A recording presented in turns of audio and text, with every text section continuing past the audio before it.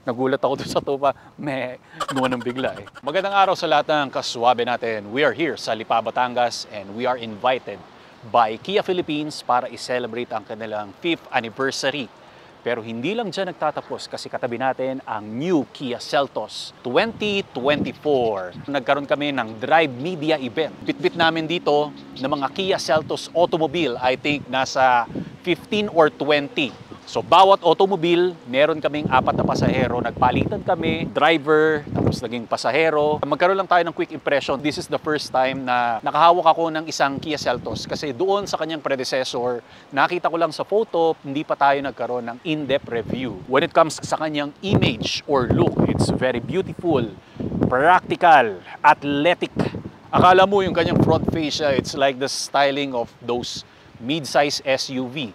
Ang pinakahuli natin na nakunan kasi from Kia is the Carnival and EV6.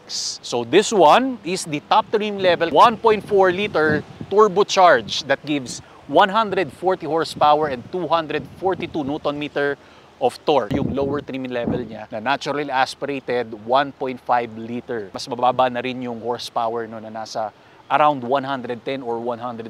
Lagay ko na lang dyan sa description. Okay? Umpisa natin starting from the bonnet. You can see very futuristic Kia badge. Indentation on both sides. Napaka-stylish tiger nose grille. Framing niya may mga small details. Diamond cut edge. Opening dito sa pinaka-lower portion pero dito lahat nakasarado lang. Aggressive kung titingnan natin. LED DRL that incorporates dito sa kanyang tiger nose grille, reflector lights, LED fog lamps. Dito naman sa side na to, yung combination ng kanyang turn signal. Talking about the ground clearance, again, this is a quick impression. I think mga nasa 9-inch. The side profile, the segment is under subcompact crossover SUV. Matte black finish.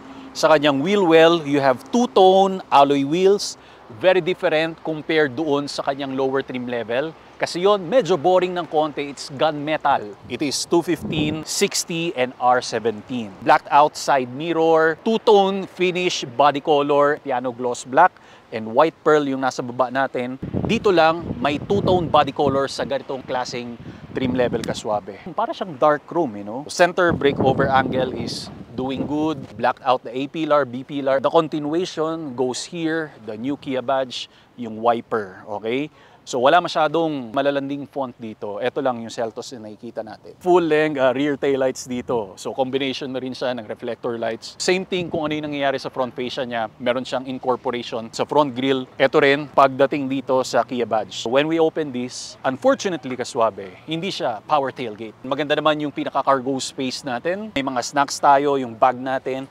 Meron ka sa side pocket na extra storage. Here inside the second row of the Kia Seltos. The new Kia Seltos. Ano pang pinagkaiba? Sa lower trim level, you don't have a panoramic sunroof. But here, it is available. Habang nagpapahinga ako kanina, napakasarap ng tulog ko dito kasi yung armrest natin, dito ang lambot. Soft touch yung leather. Meron tayong cup holder. Tapos kung makikita natin, subcompact crossover SUV but the legroom, umabot ito ng kalahating kilometro kaswabe. Vents for your backseat. Tapos meron kang Type-C, storage, the tunnel, at least hindi ganun kataas at kaswabe. Your grab handle, ilaw natin is LED, door handle dito. Outer layer niya is piano black. Ang ganda lang rin ng styling ng ating mga speakers. Maganda pa sa kanya yung styling ng ating mga speakers. May mga triangular ka na shapes dito na maliliit. Hindi lang sila pantay-pantay. And lastly kaswabe, yung detail ng mga seats natin. Perforated siya, pero walang available na warm and cooled seats. We're here sa driver cockpit ng ating Kia Seltos. Ang una kong papansinin kasi before, yung infotainment system is hanging here. Even the visibility is very affected kaswabe. Pero ito, naging slick yung design natin with this 10.25. The instrumentation, infotainment is 10.25. So the total size is ilan? 20.5 inch. Napaka-responsive ng ating infotainment. Ang ganda ng mga icons dito eh. Lalong-lalo na yung mga sounds of nature, napakaganda ng vibes. Pero this is a quick impression, di ko na masyadong papalandiin doon kaswabe, okay? This is your center armrest, mas malambot lang yung armrest doon sa likod. Then, your cup holders, pwede mong i-close ito for clean look, para mas organized lahat, hindi masyadong kita yung mga kalat natin. Our gear shifter, ang ganda kasi meron siyang digital indication dito sa pinakadulo. And piano black nga lang, so bumabakat yung mga thumb mark natin. Pero ang dali lang, ease of access dito, meron kang USB Type-A, 12 volts, Apple CarPlay and Android Auto compatibility ito, pero wired siya, hindi siya wireless, kaswabe. This is your glove box compartment, sakto lang naman, manual adjustment here. Dito naman ay electric adjustment ang meron tayo. Sa manibela, it is manual adjustment. So what can we see compared pa doon sa lumang Kia Seltos? Yung steering wheel natin, you have the futuristic logo, multi-switches for functionalities. Ayan, ginamit namin to kanina, hindi lang siya adaptive cruise control, yung lane keeping assist, and etc. Ang dami niyan, kaswabe, hindi ko napapaliwanag. Wala lang tayo ritong mga paddle shifters because hindi naman focus ng isang Kia Seltos pagiging high performance. It's more on practicality, being affordable, kaswabe. Selected lang yung mga features natin, pero this is better pa rin, syempre compared dun sa lower trim level. And ang pinagkaiba nga pala nila when it comes sa pricing is 400K. So syempre nagkaroon dun ng optional and even doon sa makina. This one is more powerful ng ilang percentage. I am very comfortable here.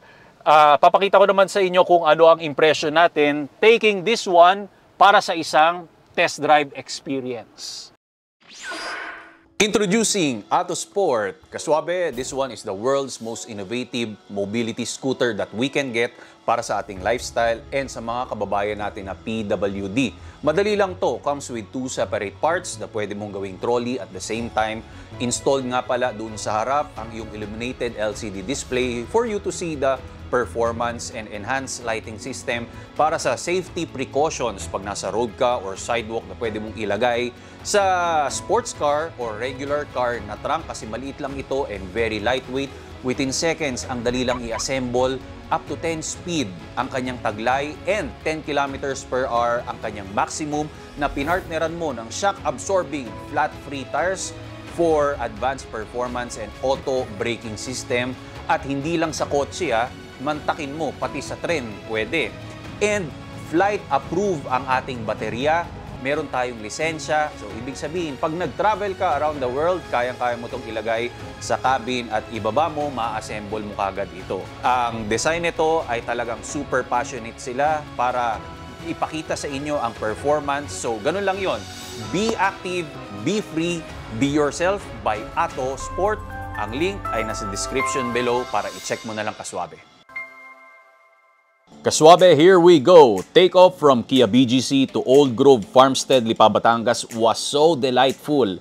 4 kaming pasahero to run the new Kia Seltos and change driver kami every checkpoint with Carlo and Pablo kasama si Ubid. Being the driver, naranasan ko kagad ang decent and desirable characters, gaya na lang ang komportableng damping system at on-point na manibela. Acceleration was doing great and smooth shifting ang taglay nito, pero kung nais mong mag-overtake sa mga katabi mo, medyo may inip ka dahil gradual ang pag-build up ng kanyang 7-speed automatic tranny.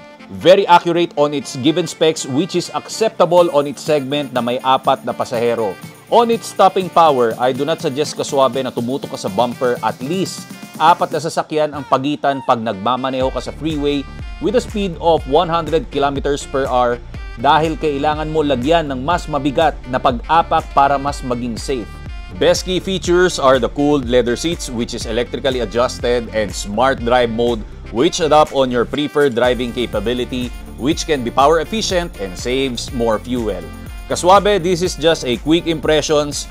Overall verdict, a versatile on-city driving that gives pleasure on its comfortable features for the driver and mid-size SUV cabin room on the back seats. Follow me on my social media platforms. Also get a Rico Suave merch. God bless, more power and performance.